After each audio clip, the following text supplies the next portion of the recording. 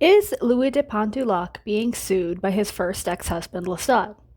I think the answer might be yes, and this comes from screenshotted images I found on Twitter from what looks like fan-captured first trailer images taken by more dedicated fans than I from the interview with the Vampire Season 3 panel that happened earlier this week.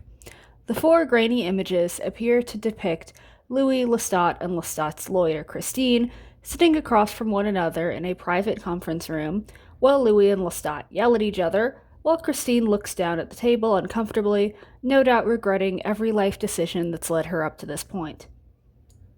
Chronologically, I think this is going to be one of the first scenes we're going to see in the series, and I think it's going to play out something like this. A newly minted rock star Lestat is getting ready to go on tour with his band when his terrified PR agent comes rushing into the room with a copy of Interview with the Vampire by Daniel Malloy, which happened to release the same week Lestat is supposed to begin his new career as a rock star. Enraged and deeply hurt that Louis didn't tell him about the book, Lestat calls his lawyer and someone somehow contacts Louis to sit them both down to chat because Lestat is suing him for character defamation.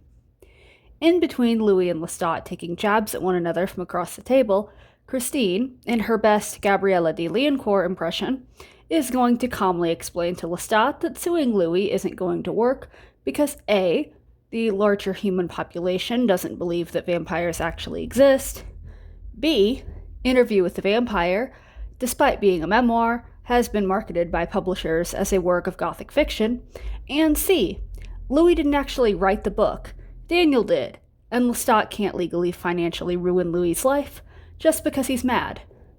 Louis then suggests to Lestat that if he's this enraged about the book, why not do his own interview to give the public an introduction to the authentic personality of Lestat de Liancourt as a marketing strategy leading up to his world tour.